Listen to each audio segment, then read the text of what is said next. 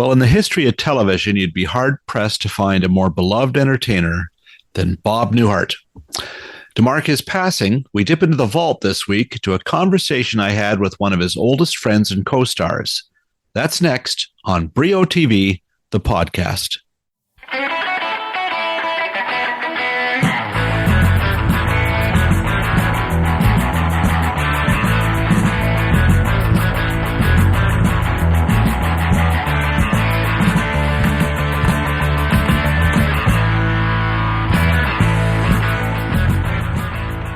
Well, hi, everybody. Thanks for joining me again. It's Bill Brio, and we're here to salute one of the all-time greats, Bob Newhart. Now, there's been so many big names in the world of television who've passed away in the past week or so. Martin Mull, Dr. Ruth, Richard Simmons, James B. Sicking from Hill Street, even Lou Dobbs.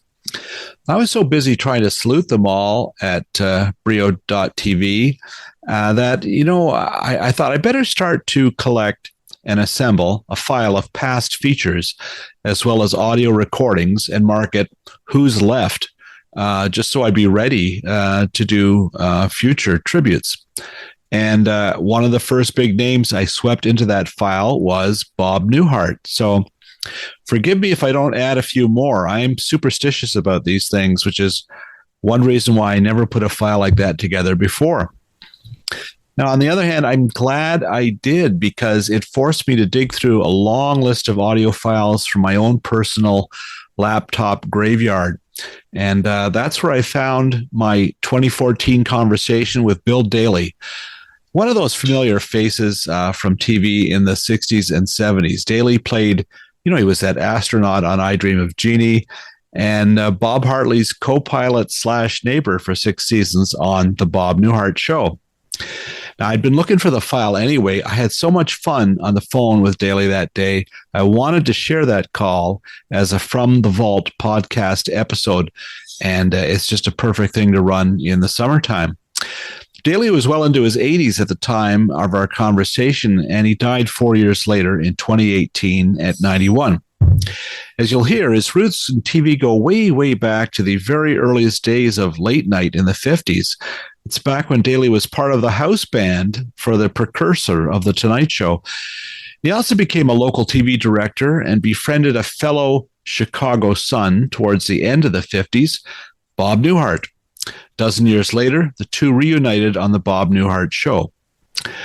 Now, as Daly says, he's incredibly upbeat. You'll hear it in his voice, and he enjoys a good joke. He shares 3 with me on the call, and they're 3 of my favorites. But it's his insights into Newhart that are so valuable here today. Daly goes into detail on what it was like to work on the series, and frankly says it was more fun working with Larry Hagman on their earlier hit, I Dream of Jeannie. It's mainly because he and Hagman got to make up half their dialogue and head to the local bar with Newhart. He actually had to hunker down. Bob liked to have things buttoned down and be out of there Fridays at 9 and off to a local restaurant. Now, Daly does, of course, he calls Newhart the nicest guy ever and a comedy genius. He has high praise for his female co-stars as well, Suzanne Pleschette on Newhart and Barbara Eden on I Dream of Jeannie. Now, I did get to meet Newhart myself a couple of occasions, both connected to the Television Critics Association press tours. One was back in 1997 when he was promoting George and Leo, a comedy where he was teamed with Judd Hirsch that it barely lasted a season. Newhart stuck around for the CBS after party, and I remember how friendly he was and how happy he was to share memories of his earlier hit comedies. Another time was at a TCA Awards banquet, and Newhart, I think, was there to receive our Heritage Award. Now, I happened to be a presenter that year in the specials category. So I was on stage, and I made a joke about how the show that won had the word special right in it, which didn't seem fair somehow, and that's the only reason why it won. Now, I looked out at all those gathered for the ceremonies, and there in the middle was Bob Newhart, and he was laughing at my joke, or maybe just at me telling a joke. I don't care. I made Bob Newhart laugh. So here he is, from June of 2014, Bill Daly. And this was right around the time that the Shout Factory released the complete series box set of the Bob Newhart Show, which, by the way, if you can find it online or maybe at shoutfactory.com, it is a real treasure loaded with extras. So let's join Bill Daly, who evidently also really enjoyed working in Canada, even at the old Stage West Dinner Theatre in Mississauga, Ontario. Are you calling from Canada? I am. From What part? Toronto. Great city. Oh, great town. Have you performed here? Oh, many times. And I did a series in Montreal. I was on the Stage West for years. In fact, there's one funny story, make it very short, is Barbara Eden, she wanted me to do this first movie, and I didn't care for the scripts at all. And I said, where are you doing? I said, I'm doing it in Vancouver. Hey, this script's not that bad. Yeah. Anyway, I was in Vancouver for 5 weeks. Oh, my God. And I went to Edmonton, Stage West there in Edmonton, Calgary. For the last 30 years, I've been working for them. And I don't find any difference in I always get out and do about 20 minutes after they show the audience. I don't think Canadians, there's no difference at all in my timing and the laughs and where they are. It's no problem at all. I love Canada. Oh, nice to hear. I think I saw you at Stage West in just west of Toronto several years ago. Mississauga? Yes. Yeah. Yeah. Did you perform? I'm not sure exactly. It was probably back, the late 80s. Oh, no, I did it. No, I've been there 2 or 3 times. I just went there. That's one of my favorite bands. Oscar Peterson's from Mississauga. Wow. And I'm originally a jazz bass player, and I thought, boy, I got to meet him. That's cool. Did you get to meet him? Yeah, nice. But he had problems with the one hand. He was playing with one hand. He'd had a stroke. Yeah, he had a stroke, but he was the best. Yeah. They have his Christmas albums. Canada's just beyond charming. Well, wonderful, sensational. Nice to hear. I always tell everybody, this is true, I don't know if you know, you have more guns than we do per person, per capita, but you just don't kill people. Well, seriously. I didn't realize. You have more guns per capita, but you don't than we do. It's incredible. I better run out and buy some guns. I'm letting the average down, I think. No, but they don't kill people. Well, so far so good. Generally, that's the problem in our United States is beyond all the crap that's going on. No, Canada's. You go with the date she wants to walk home in the middle of the night. You got a kid downtown in Montreal. No, it's just a whole other way of life. No. Well, enough about Canada. Let's talk about me. Exactly. Do you think? Now, I understand you grew up in the Chicago area, or you were when you started your career, right? Right. There's something very relatable about that whole gang on the Bob Newhart Show. Maybe, and especially for me in Toronto, it just seems like there's a similar kind of a. I don't know what it is, sense of humor or something, but that Midwest kind of personality seems to play very well in Canada. Do you? Oh yeah, definitely. It's just the show Newhart. The funny thing, I've been on the road. We're making a lot of money with Barbara and Larry. We had a show, but Larry died, and we just came back. Barbara from the East Coast, from Boston. But the thing is, the number one show for 13 years was Larry Hagman's JR. Yeah. And when JR was at the number one, Newhart was nobody wants those shows. They all want Jeannie. Wow. And we made it all. I mean, it's just, I understand it now. It took me years to understand it.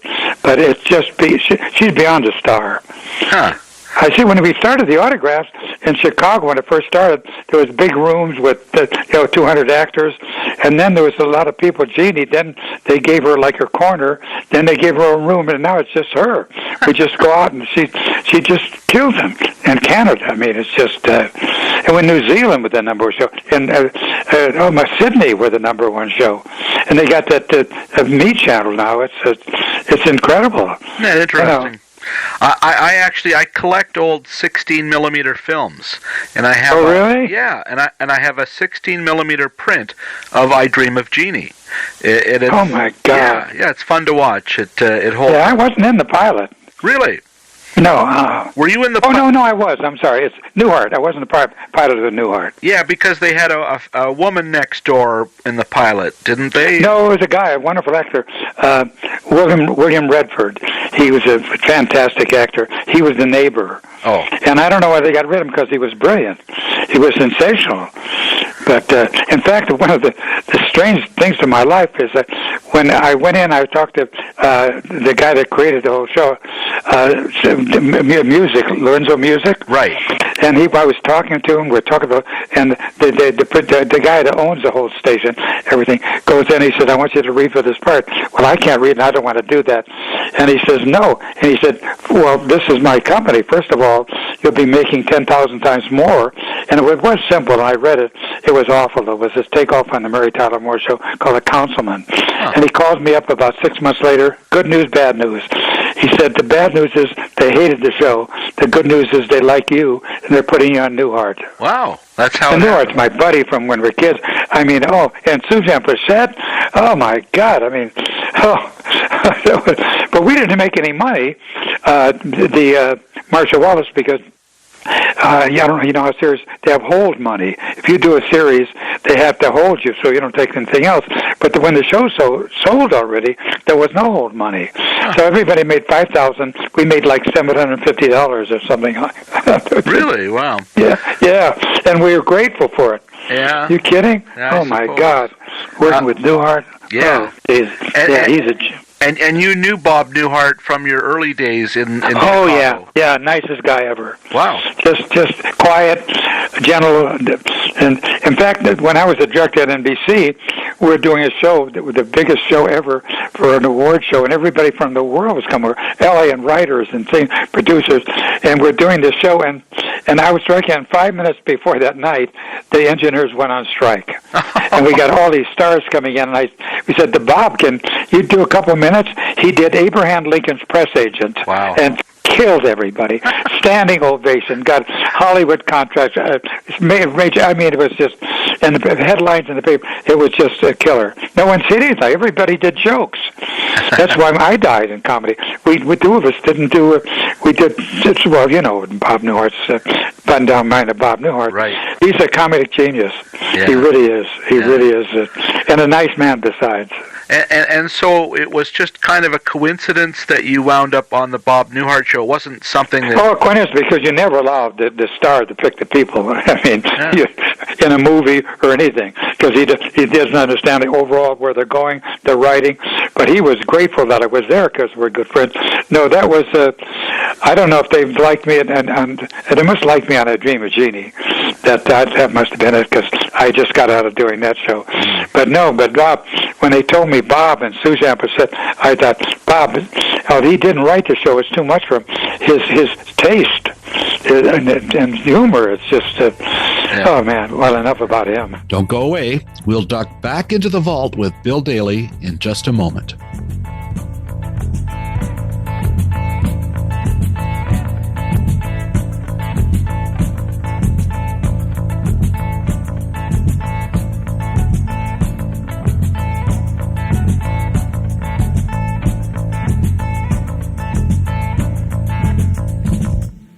Time once again to speak with Emily Gagne from Hollywood Suite. Emily, what do you got for us this summer? Well, we've got a little something for everyone, including the exclusive Canadian premiere of The Contestant. I don't know if you've heard of this movie, Bill. I have heard of it. This is audacious. Tell me about it. Yeah, it's the true story of this Japanese man that was thrown into a reality show without knowing he was being filmed, and he spent a year naked in a room trying to survive on coupons.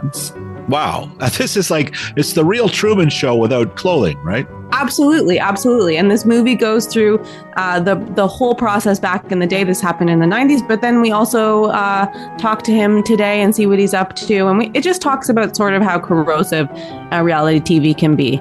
And it's a movie that's played at a lot of festivals. So if you're looking to see it, it's coming to Hollywood Suite July 1st, and it'll be on demand anytime you want to watch it. I got to see that. All right. What else do you have for us this summer? Well, if you're looking for some more traditional movie watching, we have what's called a Revved Up Summer. So every night in July and August at 9 p.m., we have a different high-octane movie featuring planes, trains, automobiles, etc. So we've got all the Fast and the Furious movies, but also we have, movies like Jackie Brown that have car scenes that are maybe not as high-octane, but are still really memorable. Love Jackie Brown. Well, there it is. Get revved up with Hollywood Suite this summer. Thanks a lot, Emily. Thanks, Bill.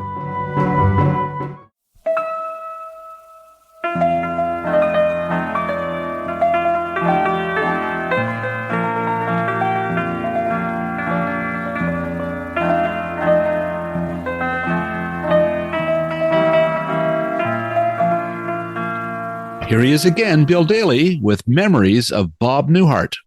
And my goodness, Suzanne Pleschette, what a beautiful woman. Brilliant, funny, sharp, great. One story I can tell you, you can put it in the paper, it's not that bad, but she went to go and pick up her husband, Tom Poston. He was dying, and we went to the hospital, and the doctor says, no, she's famous for being dirty and raunchy, but clever and bright, but the filthy, it's so bad you can't really take it.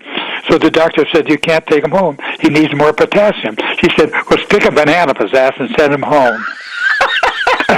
Jesus Christ. That's her. She was great. That's funny. I had no idea. She certainly... But no, she was great. Yeah, she was funny, smart, and she should have won an award. She was brilliant in that part. Yeah, no, and you all were. I can't imagine that show without Nobody you won. in it. Yeah, no, that is odd. Why wasn't of that great cast? Why were you shut out of Emmys? None of us were up. Was it perhaps? I mean, I guess in that era you were on against All in the Family and Mary Tyler Moore, and it was just a. Well, also that the Mary Tyler Moore owned the show, right? And she had the writers, so she got all the people. Right. Yeah. And she was great. It was a great show. When you look back on that era, do you remember it as a golden age of TV comedy? I don't know.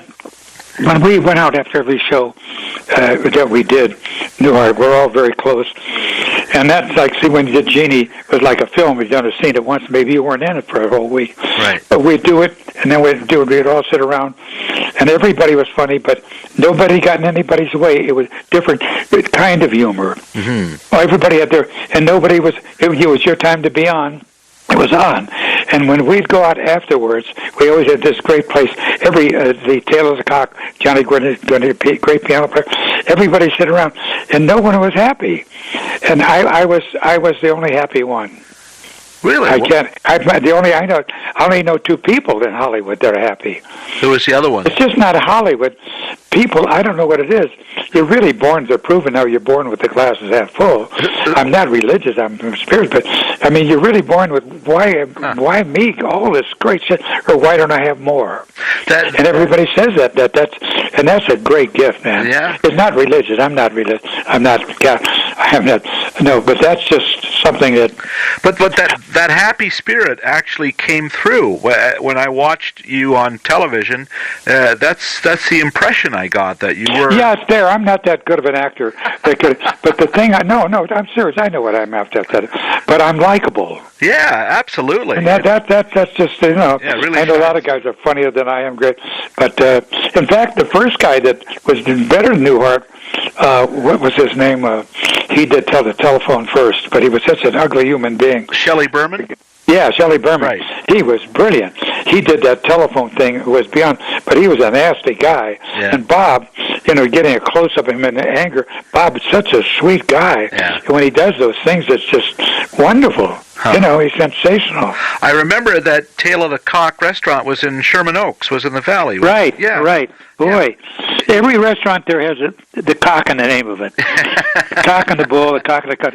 Yeah. No, there's the bull and the cock. Yeah. That's something about that. Yeah, are you from L.A.? No, I lived there in the mid-'80s, and I lived on Woodman Avenue near... oh, yeah, I lived up in Hollywood, right up Laurel Canyon. Right. Well, that's exactly. So I was there when that restaurant was still there, and I thought it was so tragic that they tore down this wonderful landmark. It's too bad. I didn't know that. I did. See, that's been years. 40 years. I didn't know they tore it down. Yeah, it's long gone. The whole neighborhood is great. But it was a good restaurant. Yeah. Now, when you would get on an airplane, did you get bumped to first class? Did you get preferential? Yeah, always got bumped. But now, because it wasn't crowded. Now, 99% of the planes, I don't know how they're losing money. They're packed no matter where you go. Yeah. Of course, the studios always fly you first class. But first class is now like third class. It's horrible. It's a nightmare. God. But back in the day, did the pilot want to meet you? Did you get to talk? Yeah. Oh, yeah. Everybody knows. There was this. But this put me down right away. I thought I was good. I thought I always wanted to be an actor to get all the chicks. And I was really, I thought I was really something. And man, I got the broads in the studio. And I always going to get a good plane. It was all beautiful. Now the guys are better looking than the girls, but all the beautiful girls. So I remember we were going to the Jack Parr show, I think it was, or Johnny Carr, and to New York, and no one was on the plane. 5 beautiful stewardesses. Wow. They were just falling all over me. Giving me everything. And James Garner came on. That was it. I didn't see them for 6 hours. They have a cup of fuck you, asshole. They didn't. It was like and that set it all up for me. That was that. Wow. From then on, I never ever thought. What are the odds that James Garner would get on? That doesn't seem right. Yeah, he was on one of those shows too, but it was nobody else. That's funny. But boy, they never came. No one even looked for the whole 5 hours. That's not but right. That's good. It put me in place right away because that's what it's about. Someone's a bigger star than you are. That's the business. Actually, it happens in any business. If the boss is boss, and so that's just it. But I was curious too. You mentioned you were on Johnny Carson and these shows. What was that experience like? This was during the Bob Newhart Show. I don't remember which during, but I'm the only guy that did all the shows. The first one was a Broadway open house with Jerry Lester and Roy Amsterdam. You were on that? Yeah, and it was Milton DeLuggis. And then the next one, I did Steve Allen, Johnny Carson. I was with Hal Woody, practically created the Mike Douglas show. I was a regular on that one, semi-regular, and I did them all. Merv Griffin, I lived up the hill, so I did like that. I did them, and I'm not that funny, but you got to know what you're. But I was always likable, Bill, and especially on Match Game. I didn't know what the hell I was doing, but people liked me. Absolutely, I remember you on Match Game. That was great. But I'm very interested in Broadway Open House. There's so little written about it, and I know Maury Amsterdam. I remember. I was trying to remember the other name. Dagmar was the girl's name. Dagmar, of course. Yeah. She's a Dagmar. She was the star of it. But Jerry Lester and his buddy Lester was another guy. No, that nobody knows about that. But that was the late night. That was the Tonight Show. And were you Broadway Open House? Were you on when? I think Maury Amsterdam hosted the first 6 months or something. Does that ring a bell? Maury Amsterdam was one guy would do 3 days, then Jerry Lester would do 2, and they split it up. Wow. And so you were performing stand-up, or what was your role? I don't know. Yeah, I forgot. I may have been playing bass with Milton DeLuggis. Wow. That's like 60 years ago we're talking about. Yeah. But no, I've been in them all. And I'm really not that quick. But I say, once again, you got to know what you can do, you can't do, And first of all, I'm dyslexic, so I couldn't read for anything. Wow. Yeah, that's just... But Second City, I was the first guy ever, because you're quick and funny. Yeah. And I tell you, this is one thing, and my doctor said there's a reason for this, and when I was... who was there? I think it was... Oh yeah, well, with Bob. It was not Bob Newhart's 50th anniversary, right? And you can't, don't print this because the guy wouldn't like this. All right. And the only 3 people at the hotel that were staying there was Tommy Smothers and Henry Winkler. Henry Winkler don't even miss it. So I went. They said, come on down and have a drink. I went down to have a drink. That was the greatest time. They're both dyslexic. Oh right, really? Wow. Man, we had the best time, and we all realized that we wouldn't have made it because if we weren't. Because when you're the last guy, well, you got to be funny. That's the first thing and quick. But when you're the last guy in the row, the dumbest, you better be funny, because that's how that all happened. I've met Tommy Smothers and interviewed him, and had it's fascinating to talk to him about that show. Oh yeah, he's great. Oh, we had the ball. We stay at the 4:00 in the morning and talk. Oh God, it was great. Wow, and Peter Bonners, another guy who had kind of that Second City-like background, didn't he? Was he in a yeah, he did one of those. Ace Trump, he did one of those Second City guys. He was like in the committee or one of those groups. I think it was the committee, one of those groups. And so did that help, having that kind of stage, background with comedians when you were doing Bob? That helped me because when they wanted to. In Chicago, when I was started in television, I'd do all these things. Everybody wanted to hire me, go on the road, and they wanted me to take. I was in New York to George Siegel's place in the establishment, but I had a home in the suburbs. I had a job. I couldn't do that, so I figured, but I can do this. There was 3 chairs and 3 doors, so I did it with Ann Eller and Al Schwartz, who created Dick. Who's the guy of the band? Who's the dance guy? Dick Clark. Oh yeah. Yeah, and we did it, killed everyone. Wow. And we just did that, what you read in the paper. And Second City, they wanted us there, but we had to take the job steady. Wow. They paid like nothing, but they were really, so that was a great background. I mean, just what you read in the paper, then we'd do it immediately. Mm-hmm. And then Jack Riley played Carl in the show. He would come in when we had to direct that night, Al Schwartz, he would come in from Cleveland. I discovered him. He was the funniest on News Hard ever. Really? Mr. Carlin? How did you discover him? From these shows? Oh, no, we knew each other from Mike Douglas years from Cleveland. Wow. He would come in, and then he was just so bright, we figured we got to get somebody to take over. We just Saturday and Sunday, or Friday and Saturday, because we have to work. Huh. So he'd come in and do it. He was always quick. He was quick. He was great on the show. But it was tough when we did a thing a couple of weeks ago. He has Alzheimer's and plus MS. He's in a wheelchair. And they should have had him on that show because I felt so sorry for him. He couldn't remember anything. This guy was, every funny line I ever heard was his. Yeah. Jack Riley is a class act. Yeah. Plays good piano, but he's gone. I mean, he's just... It's too bad. Oh, man, that Alzheimer's. Most of my friends, I can't believe I'm 86, and I fortunately, when I was young, you'd walk in the kitchen and say, why did I just walk in this kitchen? But I did that when I was 20 and 30 and 40, But I worry about all my friends who got Alzheimer's, has somebody in the family has it. It's just devastating. Yeah, it's rough. But you certainly sound to be in great health, so congratulations. I'm in perfect health. Good for you. Oh, no, I am. But I think most of it is happiness. And I'm not religious, so I'm not doing a religious thing. Go with God here. It's just amazing that I've always been incredibly happy. Yeah, well, that's terrible times, beyond terrible times. I came up in a Polish ghetto in Chicago, only Irish guy. It was just a nightmare. Holy Christ! But I was happy. Well, I think you're right. My dad. I'm almost 57. My dad passed away. That's my son's age. Oh, is it really? Well, there you go. Yeah, he's up doing that Manhattan Project. Oh, nice. Santa Fe about the bomb. Yeah.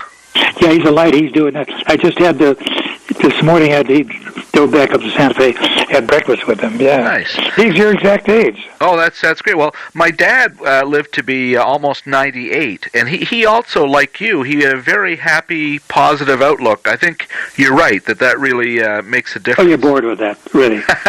There's nothing. No, really. Look at all the people that OD'd on it. They've got talent. They're rich. They're beautiful. They're charming. Healthy, and they OD on drugs with it. Yeah. So that's a whole other. Yeah. I'm beyond grateful for it. Yeah. I don't know. I know there's a greater human being somewhere. The people I meet are just so unhappy. Yeah, it's terrible. The only guy that was happy out there, it was Bob Newhart's best friend. We had to fire him because he warmed up the new show, was Don Rickles. Oh, really? Don is, because don't do an anti-Semitic joke when you're anti-Semitic. Don't do an anti-Jewish joke. Don't do an anti-gay joke. But he loves everybody, so he attacks everybody. And you love it. And he is always on. He's always up. He's always happy. And he's always at the parties. He's Bob Newhart's best friend. So we had to fire him because when he'd warm up there, with the Newhart Show, it's very low-key, he'd do this humor, bam, scream, people screaming, yelling, and we'd call him the Newhart, very quiet. We're dying out there. Bob finally said his best friend, I'm sorry, we didn't pay him, you can't do it anymore. He got people too stirred up. Screaming, yelling, but he is brilliant. But we didn't do that kind of humor. How long did that last? Did he do it for a few weeks or? No, he did for a year. Oh my goodness! And then that finally Bob had to say no more. Yeah, I never knew that. They were laughing hard. Then we came on and says, "Where's Don Rickles?" That's funny. But he never appeared on the show. I don't think. No, I don't remember. I guess he would have stood out a bit. You're right. It wouldn't have worked. More with Bill Daly after these short messages.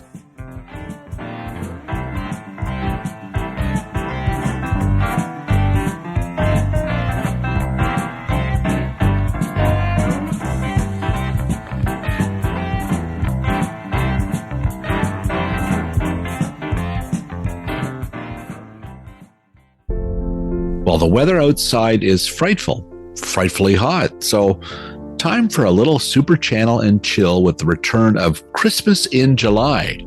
If you can't wait till winter to binge Christmas movies, Super Channel Heart and Home has you covered. They've got titles such as Toying with the Holidays, starring Chad Michael Murray as a model train enthusiast and Cindy Busby as a workaholic single mom. And what workaholic single mom doesn't want to hook up with a model train nerd? Yes, these former classmates are about to take that last train to Hartsville. Am I right, ladies? There are other intriguing festive titles this month, including 'Twas the Text Before Christmas. This one features veteran Canadian actress Jane Eastwood as an accidental matchmaker. Many of these holiday films are shot in Canada, feature plenty of Canadian stars, and why not? Where else are you going to find plenty of snow and ice, or at least hockey rinks for crews to scoop up some white stuff for a shoot in July or August? Not into Christmas? There's plenty of non-holiday dramas and docu-series on Super Channel Fuse, one of 4 channels on the all-Canadian service. And remember, Super Channel is available via most cable providers, as well as streaming live and on demand with Amazon Prime Video channels, Apple TV Plus, and Fubo.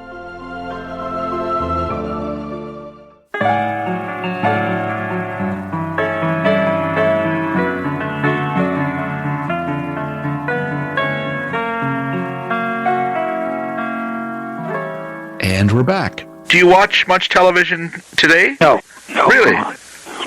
You don't have a favorite comedy on now? I have the baseball channel. Oh, there you go. I love baseball, football, hockey, curling. I mean, I love sports. That's good. I love watching that. No, the shows are just not the same. Yeah. I went out and done a couple of them. It was just, nobody can work unless you're 30. Peter Bonners was the best director we ever had. He can't get a job. Oh. He hasn't worked in years. Terrible, yeah. Yeah, if you're older, he's about 70 now. I was the oldest guy on the show. Well, wow. Newhart's 2 years younger than I am. Wow, yeah. And that, oh my God, that was the best, most fun, and I was so grateful to have that show. Nothing to do with money, to do with Bob. Yeah. And the show was class. It was. And when we who was I just talking? Oh, my son, we have great red and green chili here in New Mexico. We had breakfast together, and he was talking about every line that we had, and they were all your lines were brilliant. Yeah. And he went through them, and I'll give you 2 of them right real fast. My ex-wife was arguing with me about our son, Howie. We said, we got problems with him. Lot, that's your fault. I said, how could it be my fault? I was never there. And one more, I could tell you 1,000 of them, about being frightened of everything. I was frightened of the elevator was going to fall. You can be frightened of your toaster. And he says, how's that? I said, use wet bread. I mean, those are just, net jokes. It's great. The Charles brothers, they wrote Taxi. In fact, I saw Taxi on the Me Channel last night. I never said it was brilliant. Yeah. And they wrote a piece of material that was the best. I mean, they are just, and then they wrote Cheers, they wrote Frasier, and they don't write jokes.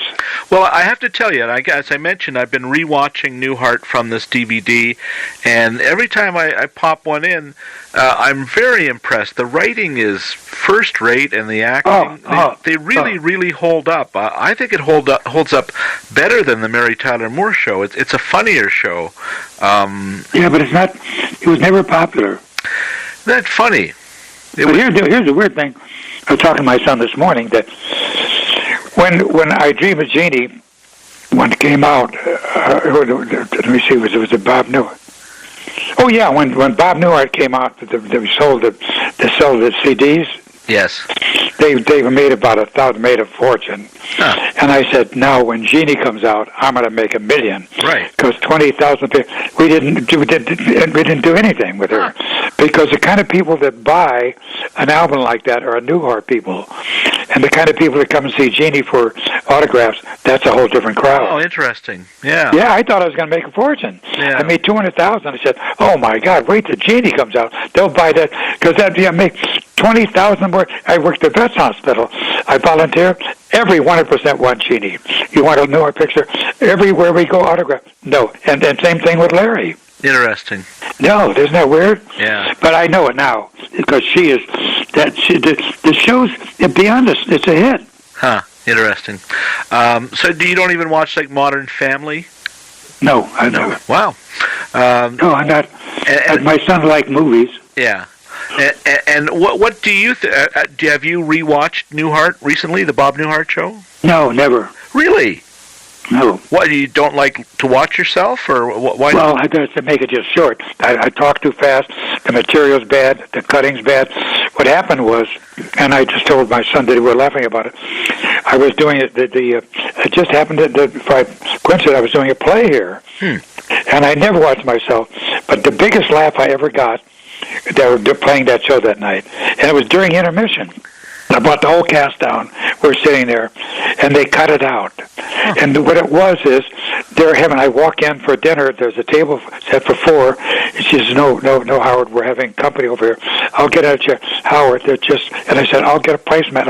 No, it's just the 4 of us. I walk out. Bob Newhart comes in, she said, I'm going to have a baby. He faints.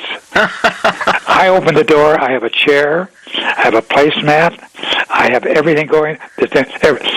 And she said, Howard, I'm going to have a baby. And I said, good, I'll go and get another chair. They laughed for hours. I never got a laugh like that. Oh, and they cut it out. Oh, why? You have no control, especially with Jeannie, too. You could not even be there that day, or the music, they go da-da. No, I don't like watching myself, not at all. That's funny. And you went on and did Alf and Match Game and these other shows as well. See, Match Game, I'm not that bright, but I'm likable. That's it. That's everybody says. When somebody likes it, that's how I do well on plays. Is it true on Match Game that you would tape 5 a day and break for lunch and have a few drinks, and by the Thursday and Friday show, that's why everybody? They didn't. I didn't. Oh, okay. I can't drink. Although I have my martini before dinner, but I can't drink and be funny. But some of those. By the end of the first day, by the 6th show, they were shit faced. Everybody. But no, I can't do that. I just can't be funny. I like having my drink. I never like being drunk like my son. He likes being controlled. I don't want to be drunk. I'm just not funny. But I love my martini at night. I love wine with the meal. Getting drunk doesn't work. There you go. Nobody's a funny drunk. No. And even that movie did about the drunk was not. Yeah. And also, I just wanted to ask, again, I'm just fascinated by late night TV, and you mentioned the Jack Parr and everything. But do you have a story about Johnny Carson? I've heard so many different things about him, that he really was, when you were a guest on his show, it wasn't always... Well, he's a recluse. Bob Newhart's his best friend. Wow. And I was on, and he always calls Bob when he had a drinking problem. He's very angry, and he's brilliant what he does. But that's my point. He's an unhappy guy. Yeah. And everybody working, and he just leaves. When you're there, he gets up and goes away and comes back. He doesn't talk to anybody, but he's that way in real life. Huh. We went through a terrible drinking problem for years, and he's angry, and no, he's the best. The one I thought was the best for the people was Jack Parr, because Jack Parr would take it so far, and when you were peaked, he'd get rid of you. Nasty was. But something always happened with the Parr show. The next day, did you see it last night? I mean, Johnny Carson was brilliant, but there was never anything startling. He was a genius. Yeah. And from then on, don't even try to do it. I did the Cavett show also, by the way. Wow. And he's smart. He's a bright guy. Yeah. He didn't like me. Why? Well, he hated I Dream of Jeannie. My best friend who created that show, Dave Barnheiser, was my best friend. He pushed me on. Here's that guy from what's that show, Yeah, it was tough. But I think he's very good, smart, and I don't blame him. I didn't like the show. Well, I mean, I was quite young. I was in school when that was on, and when I was that age, I thought it was very entertaining. But I probably wouldn't want to sit and watch it now like I do Newhart, the Bob Newhart Show. Oh no, it's such a smart show. Whole different crowd. Yeah, that's a different people. No, that's. But I think a lot of it comes from being dyslexic. It comes from one of the worst, horrible slum areas in the world. And I was always happy, and things just got better. But no matter what I did, I don't care what I did. Every job I did, I was successful in it. And I couldn't read, but you get around reading. I mean, it's amazing. And I was a good memorizer. And I'd work with my daughter. We'd memorize the whole thing. And the thing about the writing, they did every day. They'd rewrite it. But with the Newhart, it was easy because it was so brilliantly written. I knew it right away. Yeah. I knew every line. I mean, there was no such thing as... And Jeannie was just, Jesus Christ, we had to make all that shit up. And Larry was the show. The drunk, he was, he had new liver on the show. He was stoned. But he was the show. And no one, why they don't do that. And I had to tell Barbara, I think she knows I'm not that fond of her because she's cheap and she lights up her room when she leaves. but she is brilliant. Why they don't do that show, and they did Bewitched, no one can do what she does. No one can look like that. No one has that note. She is brilliant. But I know I say all those bad things, but the main thing is the reason they don't do it in the show because we've gone through who's going to play that part. Right. Yeah, she's brilliant. Yeah. And she's good to work with. She lets us go crazy. Anybody else, Susan Pleschette would get rid of those two assholes. I'm out of here. She'd let us make it up and be crazy. She'd let us do all that crap. That's funny. Oh man, she was really a pro. Bill, and I work with her all the time now. Oh, that's great. Well, and I'm sure people really are quite thrilled. Do you go to these autograph shows and sign? And make a fortune. Yeah, well, that's great. But not Newhart and Larry, the number one show for 13 years, can't give JR away. Really, that's crazy. But when you're at these autograph shows, the Hollywood celebrity shows, what kind of response do you get from just everyday people who come up and remember you from these shows? Is it? They're brilliant. Mm-hmm. They're brilliant. I told them right away, hey, here's my address. Send me a thing with an envelope and I'll send it free. They want to take pictures. Now they got these little things that take pictures with everything. What do they call it? Like an iPhone or something? Yeah, the iPhone. Everybody takes pictures. They want to take pictures with you. Yeah. They want to do that. So that's a little embarrassing, taking money for that. But they just want a picture of you. And Barbara, we just came back from Boston. I'm telling you, they're around the block for her. Wow. Her own room. We get our own room. Oh, that's nice. But I think there would be a great connection. People see you as their neighbor or a friend. They relate to you that way, and they must when they meet you in person. Yeah, and I work at the hospital 2 days, half hour with anybody. I won't just sign the autograph. I'll talk to them. Yeah. I'm grateful. I'm beyond grateful. A guy in my Chicago experience, is one of the greatest experiences ever. My mother married this Polish guy. I'm so ashamed of myself, hated the Polish. That's stupid.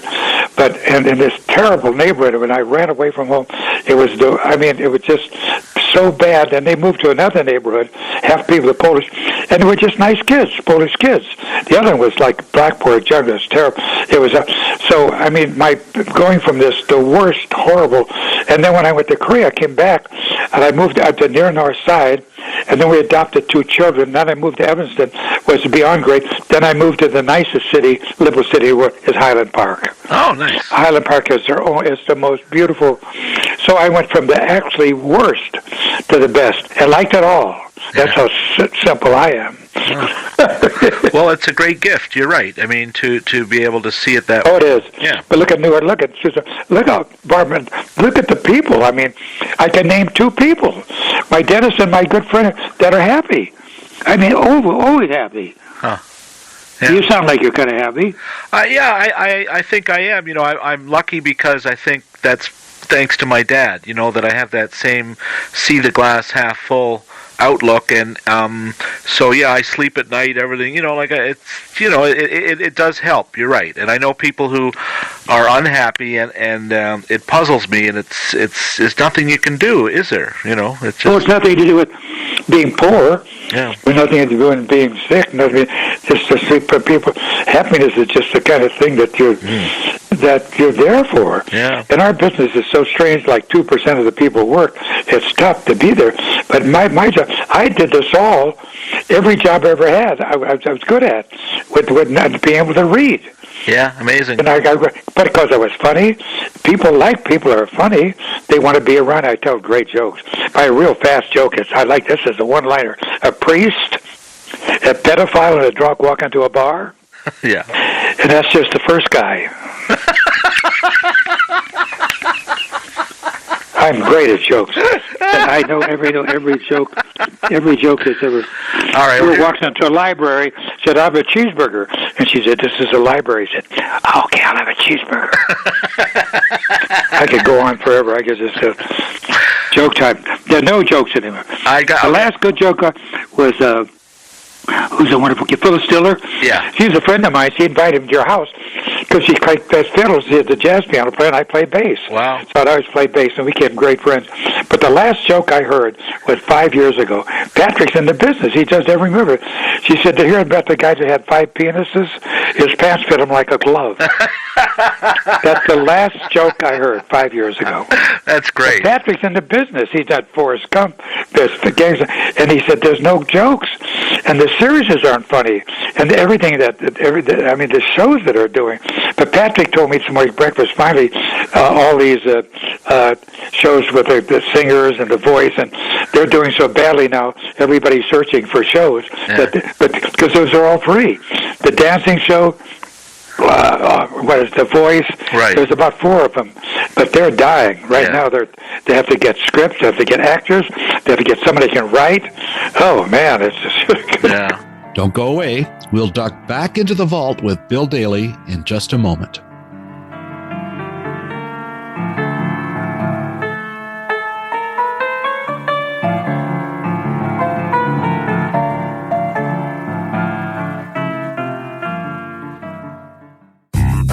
Stream now, pay never. That's the slogan at Pluto TV, the always free ad-supported streaming service that delivers hundreds of live linear channels and thousands of titles on demand. You can watch Big Brother 24/7 on demand on Pluto TV and even access the live feed from inside the Big Brother house if that's your idea of a good time. Looking for more trainable experience? There's a whole kennel full of episodes of The Dog Whisperer with Cesar Millan, or even classic episodes of Don Johnson's cop series from the late 90s, Nash Bridges. Remember Cheech Marin in that, huh? There are tons of movies with new titles every month, and don't forget, Pluto is always adding channels. New this month are 2 new Western channels, The Wild Wild West and Classic Movie Westerns. You can watch a whole heap of classic odors, including Gunsmoke, Rawhide with Clint Eastwood, and even The Lone Stranger. And remember, Pluto TV is free and can be easily accessed and streamed across mobile, web, and connected TV devices. Try Pluto TV. It's out of this world.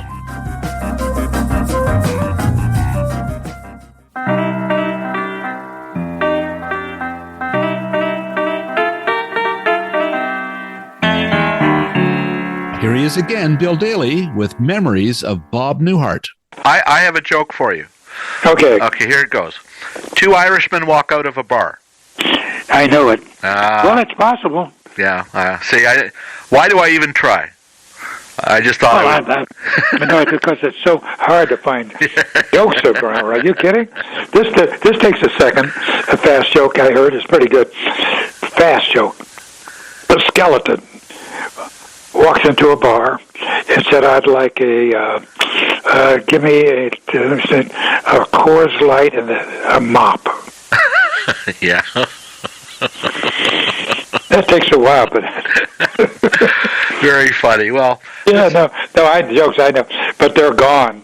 Patrick did the gangs and everything he's ever done. This is the worst time ever. Nobody's funny. Yeah. And nobody's writing anything that's funny. Yeah. And they're hiring these kids in the church. But what Bob talked to me the other day, he's doing semi-regular on the Big Bang Show. Yeah. That's good writing, but he's playing a part. But he says it's a nightmare. Yeah. You had to do the whole show for Bob. That's why he was the worst guy I ever worked with. And Larry was the best because he wanted to do the whole show perfect for the audience.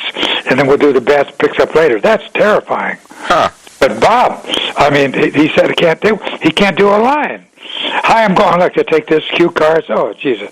Bob, you did the whole show. And whatever it is, and then you pick up later. Is it true that Bob Newhart used to hide his lines in different places on the set? I never saw him do that. It's possible. Because I wrote it. It was one of my first things. By the way, I'm a good writer. I wrote a lot of comedy. I wrote a comedy. I wrote a play. Wow. Love or Sleep. Wow. But no, I didn't know it if he did it, but everybody does it nowadays. Yeah. And he's smart. He's a lawyer. He's a great, he's a good accountant. Oh, seriously, he was. Oh, I know. Yeah. He was the nicest man I ever met. Nice. And I love his family. And I love working with him. Boy, imagine me saying, "Do you want to work on the Bob Newhart Show?" Yeah. And then who was the president of MPS? He was the president of MG. What's his name? Grant Tinker. Oh, Grant Tinker. Wow, yeah. Yeah, Grant Tinker. He came and said, "I want you to read for this thing." And he's asked me to do Newhart. A dear friend of mine, a comic genius. And I said, "No." He said, "Bill, this is my company. I want you to do this." And I did it, and it was a horrible script.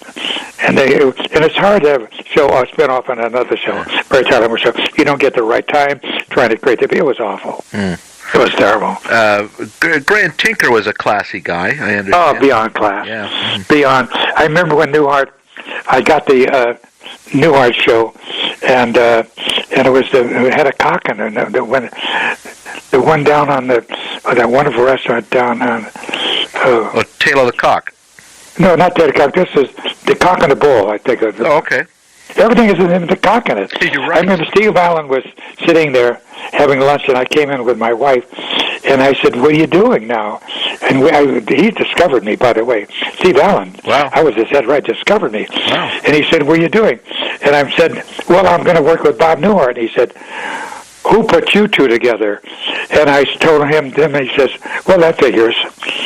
Really? Had a great line. And he put us together. He got us because he's a really respected guy. Steve Allen. And Steve just no. Grant Tinker. Yeah. When I said, "Who did that?" Grant Tinker said, "Well, that figures."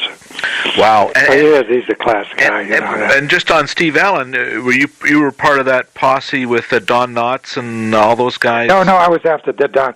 That's Don Knotts and who's the guy I just told you about? Who it's sick of an ant up his ass. Who was I talking about? Oh, yeah, of course. Suzanne Plechette's husband. Yeah. No, I came after that. Okay. That was a Hollywood score. So I was writing for the Mike Douglas. Wow. And I wrote some things for him, and he fell in love with me. I mean, he just, come on out. I didn't want to go to Hollywood. And Bob really didn't want to go to Hollywood. Huh. I know, we were very happy. I love Chicago. Yeah. Charming. Where were you born? I'm actually born in Toronto. I've grew up here, and I always say Toronto's like New York, like Detroit without the slums. And that's what I did, a series in Montreal. I did, that's like New York without the slums. Montreal is the best food, best people, the best everything. And they talk about, we have problems, and we have blacks, and we have Hispanic. You got more blacks in that town as Hispanic, all that shit going in Montreal, and they get along great. Yeah. And there's no violence. No, my daughter lives there now. She went to school in Montreal, and what's the main school? It's good college there. There's a couple. There's McGill is probably the that's the best known. She went to Concordia, which is also there. But I love Canada, man. I'm telling you, that's nice. I did so many plays there. So that Stage West, they have 5 different cities. Ottawa, Edmonton. I did for 30 years. I've been doing Edmonton, and the people, they don't change the jokes. They just the one here in Mississauga closed last year. One did? Yeah. What town? Yeah, unfortunately. What town? In Toronto, the Mississauga one. The one out west of Toronto. Oh, I loved that. At that time, that was the fastest growing city in the United States. Mississauga was. Now the faster one is here. It's Rio Rancho, which is a horrible New Mexico. Place. New Mexico. Yeah, that's. Well, I love Canada, man. Well, nice to hear. You must enjoy the climate there, though. It's a lot warmer. We had a horrible winter, so... we have perfect climate. Yeah. But I'd never would anything for a climate. My favorite city in the world is Kansas City, Missouri. Wow. But the weather sucks all year round. Huh. I did a play there last year. Our dog went out to go take a dump, and it was 10 below zero. His ass stuck to the ice, and he wouldn't go out again. He was shitting out. We had to send him home. You can't blame him. And the summers are 100, and you made it, but the people, the charm, the jazz, the Count Basie, the feeling, the hills, the whole, it's just, I'm from the most boring city in the world, Des Moines, Iowa. Huh. But we would go up to Kansas City for excitement, then go to the Ozarks.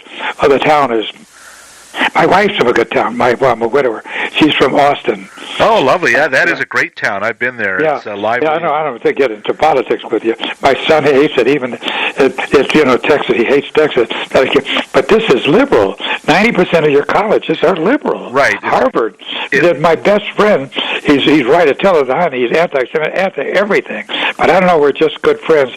But it's just incredible. But he teaches at Harvard, and they all hate him. Huh. Well, the teachers are liberal. You're right. Austin is a great college town, and I went there. I visited the LBJ library and all that stuff, but I don't know if you've done this. I've taken the boat ride and saw all those bats leave that bridge at night. They have a million... Oh, it's great. Yeah. Yeah, they have a family San Antonio. That's only like 100 miles away. No, I love that town, and that's not bush country. No, that's just 90% liberal. But it's charming. Yeah. Do you have a Whole Foods at all? Ever get into Toronto? Yes, there is Whole Foods here now. Yeah, it's great. Yeah, and that started there. Wow. And all her family, before she died. In fact, I'm going to go. I made some good money on a project. I'm going to go down and take her whole family out. San Antonio there, the sisters and the brothers, and I was madly in love with her. Madly in love. She was 29 years younger than I am. Wow. Bob Newhart was her best man. He got up to say, Becky is 29 years younger than Bill. When she's at her sexual peak, Bill will be 112. Yeah, no, he was the kid. In that mind, you never know. He's just such a simple. He's not into food, in the art, and the cars. He's just a nice, sweet. His wife is in all those things. Wow. But no, he's just the nicest man. I got to explain to people. Larry is the best guy I ever worked with, and he was a horrible drunk. But Bob is the sweetest man, and I hated working with him because he wanted to do the whole thing perfect, and he didn't want to rehearse. Yeah. We came at 11 and left at 12. Really? Oh no, he didn't want to. It was best for him not. He was smart. He looked. No, he was. Boy, they're tough to work with. I have to explain it right away. Yeah. But Larry, to me, was great to work with. Huh? Because he wasn't a perfectionist. Yeah. Right. Interesting. Well, Bill, thank you so much for being so generous with your time. It's a great pleasure to speak with you. And I love Toronto, man. Nice to hear. And I mean, I just loved it. I did a couple of shows. I did a TV show there.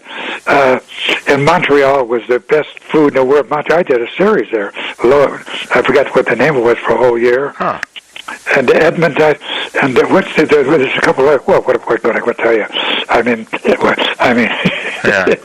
Yeah, both coasts are great, you know. Nice. Well, listen, great talking to you, man. You too. And thank you for all the great laughs on these wonderful shows. It's yeah, well, they were, you know, Jeannie said we had to make it all up, but Bob Newhart, the writing was just beyond wonderful.